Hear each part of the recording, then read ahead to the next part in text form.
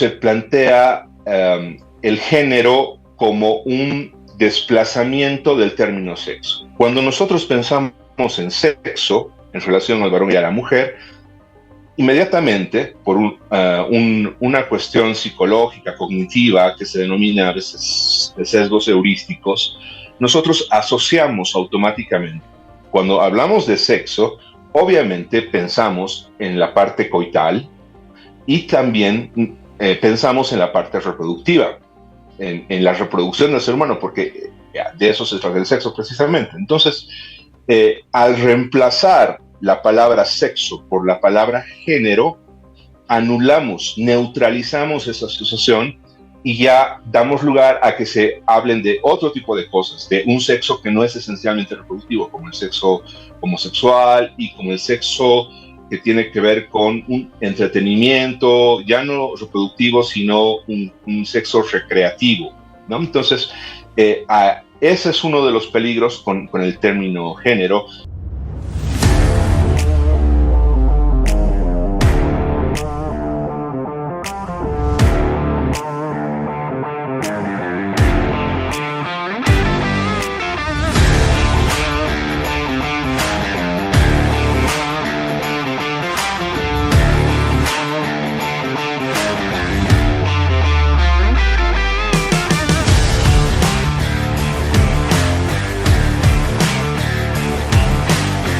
Bien, querido Edgar, quiero agradecerte.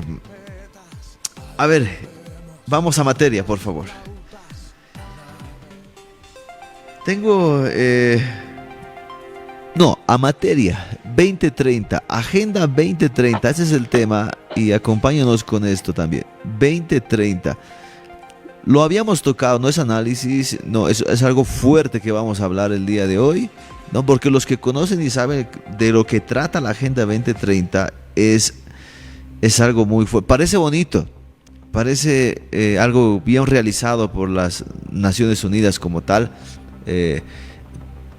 Parece que se están preocupando por el mundo, parece que quieren que el mundo el día de mañana para nuestros hijos o nietos sean mejor. Y bueno, hoy vamos a hablar acerca de la verdad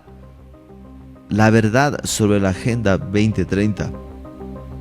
Y algunos todavía, si de repente se están preguntando, ¿qué es eso de la Agenda 2030? Bueno, de forma resumida, aquí Edgar les va a decir, ¿qué es la Agenda 2030, querido Edgar? Bien, básicamente señalar que hay tres vertientes. Primero, una que interpreta la Agenda 2030 como algo tremendamente bueno, algo loable, una carta de buenas intenciones a la humanidad, como tú lo señalabas.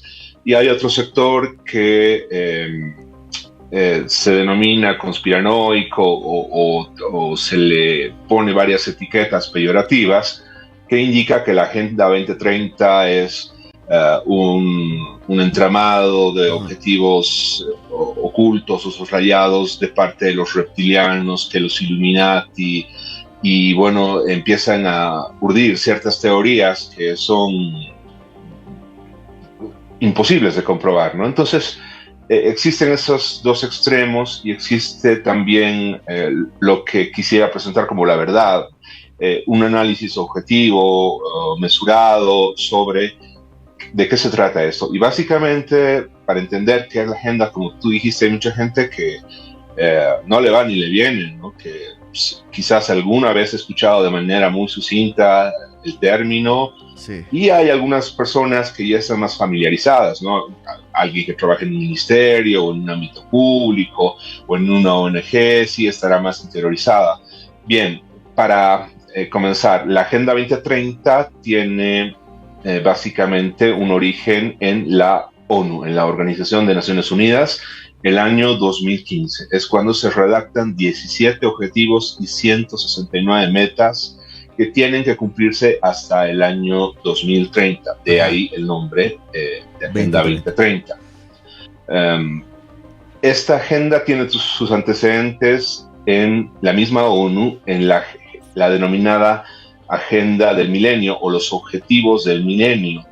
que eran 8 objetivos que se plantearon en el año 2000 y tenían que cumplirse hasta el 2015. Esos objetivos se cumplieron, se reformularon, se ampliaron y lo que quedó fue la Agenda 2030, y también hay algún antecedente un poco velado en el Foro Económico Mundial. En la reunión que hubo el 2008, ahí se perfilaron ciertas ideas de lo que hoy en día conocemos como la Agenda 2030, ¿no? Entonces, ese sería básicamente el origen, tiene que ver con la ONU nuevamente, y son un conjunto de objetivos que, como ya lo había mencionado, parecen buenas intenciones, objetivos muy positivos, son obviamente muy escuetos, y que en una primera impresión parecerían cosas de sentido común, o cosas que cualquier persona de bien con una conciencia moral recta aprobaría y promovería. Por ejemplo, tenemos la meta número 1, que tiene que ver con acabar con la pobreza. Edgar, antes de tocar los puntos, adelante. Me gustaría mostrar el siguiente cuadro, si nos ayuda, producción, los objetivos que son los objetivos genéricos como tal. El siguiente, por favor, el siguiente. Enseguida vamos a ir con ese cuadro también. Que menciona lo siguiente: objetivos de desarrollo sostenible, dice, ¿no? Otro cuadro, por favor, no es ese cuadro. Otro cuadro. Y me llama la atención porque acá menciona de manera genérica entre los objetivos 1, 2, 3, 4, 5, de alguna manera objetivos genéricos, que ahí lo está viendo usted. Por ejemplo, hay uno que menciona personas, ¿no? Objetivos genéricos, generales. 2, el que está con verde es planeta, o sea, unos objetivos en la preocupación del planeta Tierra como tal. 3, que está con naranja, prosperidad. Bueno, eso me parece un buen objetivo, parece, entre comillas. 4, que está con un color medio lila, paz, ¿no? Paz. Algunos ya van a asociar con esa palabra paz, que es lo que puede llegar a suceder, ¿no? Siguiente objetivo, quinto, es asociaciones, ¿no? O sea, las relaciones que pueda haber entre ciertos, no sé si países y entidades, que debe ser correcto a la hora de poder hacer, no sé, un crecimiento de algún país, incluso de ciudades o continentes. Y me gustaría ahí sí tratar, querido Edgar. Sé que si vamos a entrar a cada uno, y especialmente cuando ya estamos tratando del tema número 1, que son personas, de manera general, por favor, me gustaría que nos empieces a dar el bagaje de preocupaciones de la ONU, de la Organización de Naciones Unidas, con el número 1, que son personas. Y ahí tenemos una cantidad de puntos, como 5 puntos, que están dentro de los 19 o 20 puntos que mencionaste. A ver, personas. Sí, básicamente son 5 categorías que se están manejando. Hay distintas formas de enfocar los objetivos, hay distintos criterios y distintas maneras de categorizarlos, pero en este esquema básicamente están en 5 y como tú indicabas, la primera línea tiene que ver con personas y inicialmente se introducen los objetivos de desarrollo del milenio. Esos primeros 6 cuadritos que están ahí son los objetivos de desarrollo del milenio, y los cuadros que están más a la derecha son los objetivos de desarrollo sostenible actuales, ¿no? Entonces, básicamente, como lo decía, si observamos estos 5, vamos a ver que el 1 tiene que ver con el fin de la pobreza, el 2 tiene que ver con hambre cero, con eliminar el hambre, el 3 tiene que ver con la salud, el 4 tiene que ver con la educación, el 5 con la igualdad, denominada de género. Entonces, uno al observar esto, bueno, no advertiría alguna amenaza, ¿no? Si se está aproximando por primera vez a estos objetivos. Lo propio con el tema del planeta, no sé quién se va a oponer a cuidar los bosques, a cuidar la fauna marina, a cuidar el ecosistema. Son objetivos loables y, como vemos, están un poquito más desarrollados que en la agenda del milenio.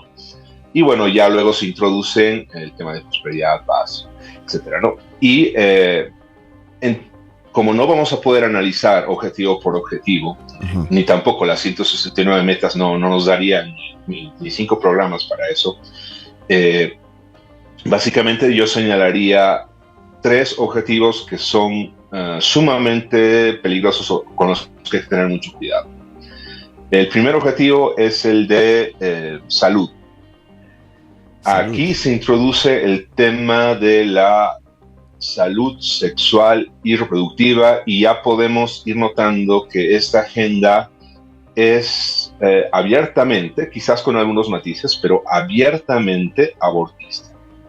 Se empieza a señalar que el aborto es una opción, que obviamente se utilizan eufemismos, ¿no? Como la interrupción voluntaria del embarazo, que los derechos sexuales que se tienen que promover. Y ahí ya uno, haciendo una lectura más atenta, puede detectar una primera amenaza que es muy, muy delicada, ¿no? Al hablar de aborto estamos hablando de control de la natalidad, y precisamente en este punto también es donde se habla de si no queremos el aborto, entonces tenemos que utilizar métodos anticonceptivos.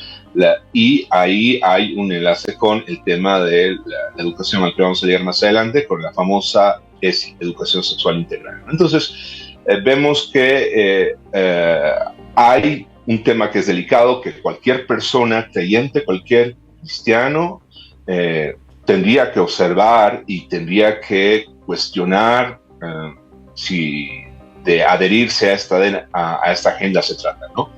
Un segundo punto sumamente delicado también es el tema de la educación.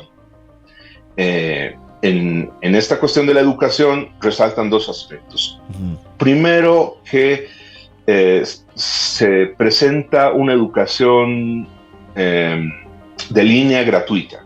Se habla exclusivamente de la educación gratuita, y aquí hay una falacia, ¿no? Porque la educación no es gratis. Los pupitres no son gratis, los textos escolares no son gratis, los ambientes, la infraestructura no es gratuita, los profesores no van a trabajar gratis. O sea, la educación cuesta, tiene un alto coste, y lo que realmente se hace es subvencionarlo, y la entidad que subvenciona generalmente la educación es el Estado, mediante el cobro de impuestos. O sea, de manera coactiva exige a los ciudadanos que den dinero para pagar eso. Entonces no es gratuita, sí es subvencionada, pero cabe señalar que se le atribuye al Estado básicamente el rol de la educación. Eso es muy delicado, como ya lo habíamos conversado en otro programa. Y también el segundo aspecto delicado con respecto a la educación es el tema de los cupos, de las cuotas, que si bien está presente en otros objetivos, también en este cobra un carácter manifiesto, ¿no? Acá ya se habla de igualdad, de equidad, de pluralidad, de equilibrio en el acceso y en la participación a los espacios educativos. Entonces acá ya empezamos a hablar de que tiene que haber cupos de 50% mujeres, 50% varones, ¿no? En docencia, en el administrativo, en cargos de los ministerios. En todo lo que tenga que ver con educación se empieza a hablar de cupos entre varones y mujeres. Y por si eso no fuera poco, paulatinamente se va avanzando en estas agendas para que se agreguen los cupos trans o los cupos de diversidades sexuales, ¿no? Entonces ya son cupos entre 3 grupos: mujeres, hombres y homosexuales. Y luego se empieza a introducir otras agendas, por ejemplo, cupos para inmigrantes, cupos para indígenas, cupos para personas negras. Se empieza a hacer una especie de cuoteo de las áreas, y esto se entrega a los países. Por eso es que en Bolivia, por ejemplo, tenemos en la Constitución que los indígenas tienen que tener cupos especiales, e incluso por un tema de supuesta reivindicación, de supuesta sobrecompensación, hay que otorgarles cupos que sean más representativos. Es decir, el voto de un indígena vale por 2 votos de un ciudadano, ¿no? Entonces, este tipo de injusticias se empiezan a generar, obviamente eso no a nivel educativo, pero tiene su correlato en ese área también.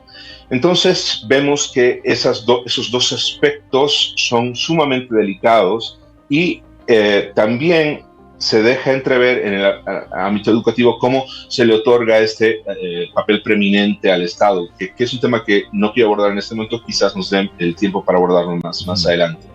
Y el otro objetivo, que es sumamente peligroso, es el quinto, ¿no?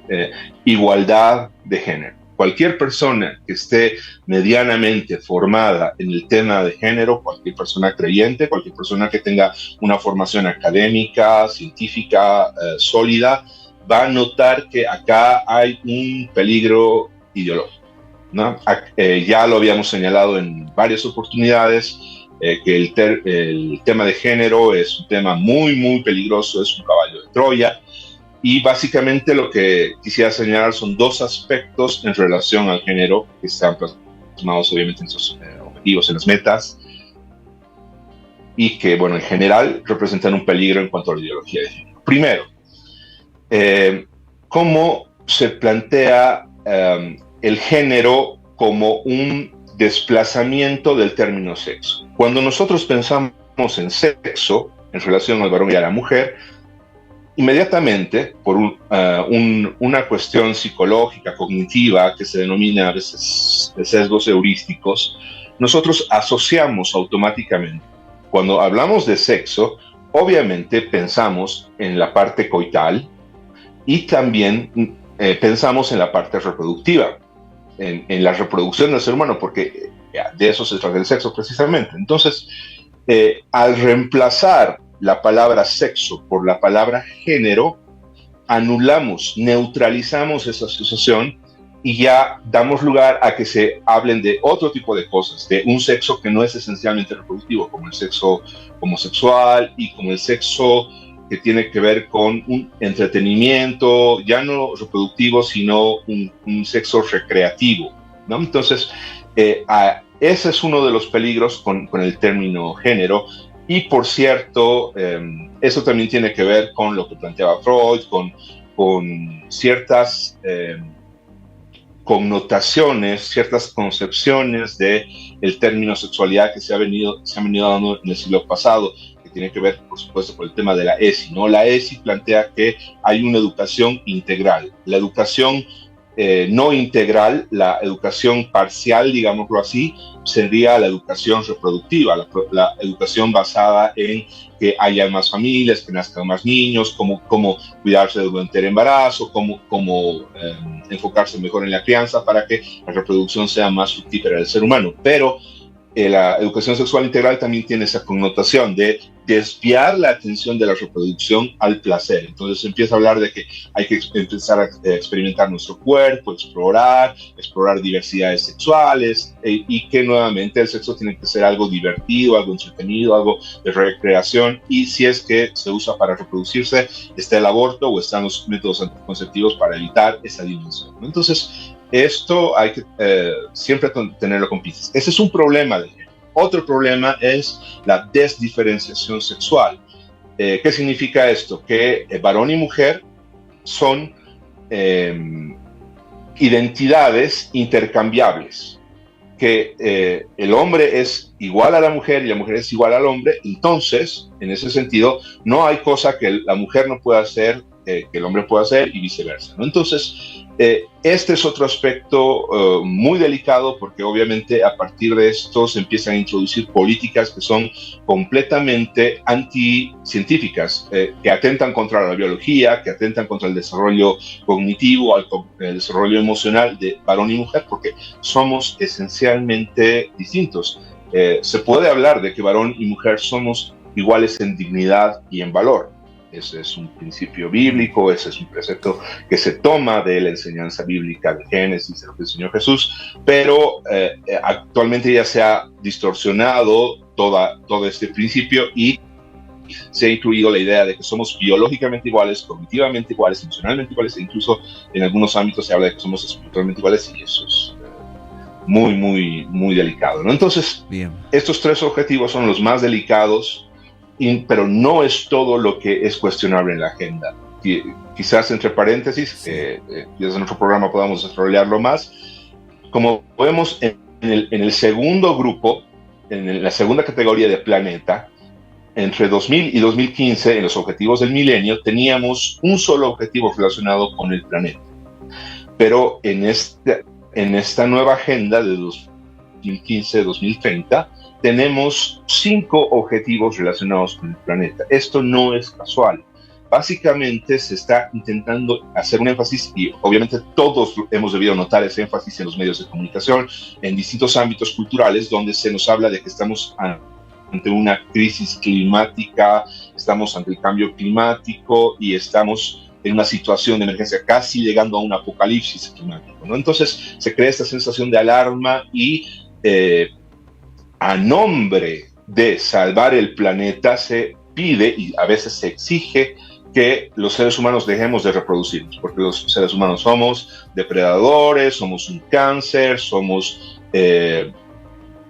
una plaga que tiene que eliminarse y tenemos que cuidar el planeta. Y sutilmente, no en los objetivos propiamente, pero sí ya a nivel mediático, a nivel de difusión, se empieza a introducir esta idea sutil de que el planeta es una especie de Dios y se maneja el término de la Pachamama, ¿no? A nivel internacional también.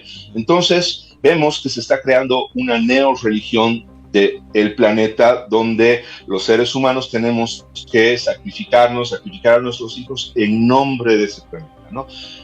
Y bueno, podríamos avanzar con los otros objetivos más, pero entiendo que el tiempo nos va. Cada uno tiene su particularidad y aquí cabe señalar que el tema aborto y el tema género son transversales, es decir, que atraviesan todos los objetivos. Si uno examina, por ejemplo, el objetivo 1 que tiene que ver con eliminar la pobreza, va a notar que lo que se propone a las mujeres pobres es que aborten sus métodos de control de natalidad. Si queremos hablar de la paz mundial, lo propio. Si queremos hablar de la justicia en las instituciones, género. Si queremos género en el sentido de igualdad, varón y mujer, y de diversidades sexuales, lo cual ya había indicado en otro momento que son relaciones estériles, ¿no? Sí. Yo quiero, Angelo, tocar también un punto, ¿no?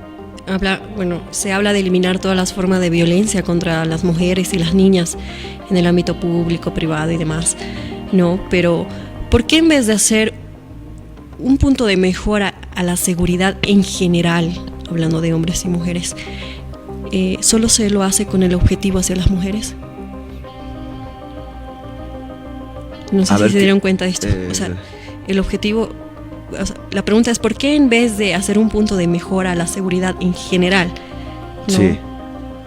¿Por qué solo lo hacen con el objetivo hacia las mujeres? ¿Por qué hay más énfasis en la mujer que en el hombre, dices? Porque eso es algo que también está reflejando en esta agenda, ¿no? Ajá. Ellos hablan de eliminar toda forma de violencia y demás, pero solo se enfocan en la mujer. ¿Qué piensas tú, Edgar? Bien, excelente pregunta, David. Acá hay un tema ideológico de fondo. Es la percepción de que existe una jerarquía en la que el hombre siempre ha dominado y la mujer siempre ha estado subordinada. Ese es esa es la matriz ideológica de este objetivo. Entonces, para eliminar esta jerarquía hay que, obviamente, centrarse en la persona oprimida, que vendría a ser la mujer. Y es muy curioso que las leyes actuales, por ejemplo, protegen a la mujer, pero cuando se trata de violencia de una mujer hacia un niño, hacia su hijo o cualquier infante, o de la mujer hacia ancianos, sean mujeres o varones, la ley no es tan severa. Sin embargo, cuando hay violencia de un hombre hacia una mujer, por supuesto se se lanzan todas las alarmas, que intento de feminicidio, que los hombres criminales, que la masculinidad tóxica, etc. Todo ese discurso que nos venimos tragando ya casi 10 años. Y también se habla de que ¿cómo se dice esto? Una connotación unidireccional de la violencia. Es decir, la violencia solo es relevante cuando viene del hombre. Si la mujer es la que abusa del hombre, la que golpea al hombre, la que maltrata al hombre psicológicamente, emocionalmente, eso básicamente no cuenta, o se toman como casos aislados, pero realmente es bastante frecuente eso. Entonces, hay esta injusticia, y es porque, en términos metafóricos, esta agenda y estas políticas de Estado, políticas públicas, son como unas gafas que solo te permiten ver lo que la ideología dicta, ¿no? Y esta ideología dicta que las mujeres son oprimidas y los hombres son los opresores. Es un buen punto que menciona Edgar, ¿no? Algo que tal vez quiero recordar a la audiencia, ¿no? Algo que pasó en Argentina con el pequeño Lucio Dupuy, que fue algo viral, ¿no? Su fallecimiento, ya que él fue golpeado, ¿no? Por la madre del mismo Magdalena Espósito y su novia de ese entonces, Abigail Páez. ¿Cómo es que lesbianas no dejaban que el niño pueda ver a su papá, ¿no? Y su padre estaba viendo toda la forma legal para tenerlo al hijo bajo su poder, pero las leyes no ayudaban. A ver, tenemos una pregunta, 701173. ¿Esta agenda está relacionada con los protocolos de Sion? Buena pregunta. Una de las líneas que les decía que está radicalizándose en su interpretación de esta agenda habla de el origen de los Illuminati, el origen de los reptilianos, es decir, de seres humanos que son reptiles, o de esto del protocolo de los sabios de Sion, que hasta donde podemos llegar objetivamente es afirmar que Bill Gates está detrás de la agenda, por supuesto, porque él siempre anda con su loguito, ustedes notaron ahí, es un aro, parece un ojo, el símbolo de los objetivos de la Agenda 2030, y Bill Gates siempre anda con su loguito, y además que él es el máximo financiador de la OMS, de la Organización Mundial de la Salud, que es una de las agencias de la ONU. Por otra parte, otro de los financistas que es muy conocido es George Soros con Open Society, que financia diferentes agencias y también diferentes organismos financieros para los países, ¿no? Y bueno, estas personas no son cristianas, por supuesto, en algunos casos desprecian profundamente el cristianismo, y también están la familia Rothschild, la Fundación Rockefeller, la Fundación McNamara, distintas entidades que no guardan una protección, digamos, o un alineamiento con principios cristianos, sino todo lo contrario, desprecian a la cultura occidental y desprecian el cristianismo. Entonces, hasta ahí podemos llegar. Objetivamente hablando, ¿no? Es decir, en tema de evidencias, de mostrar documentos, de mostrar financiamientos, de ver cómo se sostiene, quién está por detrás, hasta ahí llegamos, pero bueno, ya avanzar un poco más de eso es especular, por lo menos yo no tengo información. Perfecto. Sé que hay gente que habla al respecto, pero bueno, cuando yo he escuchado a estas personas, se basan en especulaciones o en segundas fuentes, ¿no? En fuentes primarias, y es muy delicado aseverar ciertas cosas. Sí se puede obviamente hacer una interpretación como yo la estaba haciendo teológica, pero bueno, eso ya tiene que ver con un ámbito más místico, más espiritual, digamos así, y no tanto con una investigación objetiva, si se quiere, científica, histórica de lo que ha estado sucediendo, ¿no? Edgar, de manera resumen, palabras finales de lo que hoy hemos hablado, quizá en pregunta final, ¿por qué las personas tendrían que saber la razón verdadera de esta agenda? No solo un cristiano, sino un papá, una mamá, o en sí un individuo. ¿Por qué debería de conocer debería de saber esta agenda? Bien, básicamente porque esta agenda es un instrumento de dominación, de control de la población, de control de la natalidad, pero también de un control mental, de un control social. Y esta agenda atenta contra la soberanía de las naciones, contra las propias leyes, constituciones. Vimos que en Bolivia nos han vendido, en palabras vulgares, gato por liebre, ¿no? Es decir, nos han cambiado una constitución que, si bien tenía sus defectos, no se compara con esta nueva constitución que habla del género, habla de nación plurinacional, que ha sentado más división, ha generado más segregación, ha creado división entre hombres y mujeres, ha empezado a introducir esos términos, esas cuestiones de la identidad sexual. Es decir, realmente ha perjudicado a nuestro país, a la sana convivencia y a lo que dice la Biblia, ¿no? Oremos por nuestros gobernantes para que podamos vivir quieta y reposadamente. En este momento los cristianos estamos siendo perseguidos. El día de ayer salió un documento de una organización que indica que los que hablamos, como yo, que somos muchos a nivel nacional, tanto en el ámbito cristiano como en el ámbito católico, somos antiderechos, y están los nombres de muchas personas, particularmente no está el mío, pero bueno, sé que en algún momento seguramente voy a recibir más ataques, ya los he recibido, de hecho, de otros ámbitos, ¿no? Entonces, aquí hay un ataque deliberado contra la fe. Estamos en un proceso de descristianización y creo que independientemente del tema de la soberanía de nuestro país, que tenemos que defenderla, tenemos que resguardar la herencia que hemos recibido, la herencia cristiana que hemos recibido. Como yo ya lo había señalado en algún momento, yo soy cristiano de tercera generación, es decir, tengo un legado de fe que tengo que proteger. Mi abuelo murió en la guerra por obviamente proteger su patria, por proteger a su familia, y yo tengo que honrar ese legado. O sea, eso es honrar a mis padres, ¿no? Honrar también a sus padres, a mis abuelos, y en ese sentido tenemos que proteger la soberanía. Pero por otra parte, desde el sentido teológico, tenemos que estar claros en que la Biblia señala que tenemos que ser luz y sal. Hay un versículo muy lindo en Daniel que dice que el hombre sabio resplandecerá como una estrella en la oscuridad, ¿no? Entonces, nosotros tenemos que brillar en este momento de profunda oscuridad, de profundo caos. Tenemos que resplandecer más que nunca, y por otra parte tenemos que ser valientes porque hay una persecución. Querido Edgar, te quiero agradecer. Gracias por esta tertulia nutritiva y siempre con sabor a más por el tema de tiempo. Edgar Calderón ha estado con nosotros de Con mis hijos no te metas, acá en Bolivia. Que Dios te bendiga, Edgar. Gracias. Igualmente, bendiciones.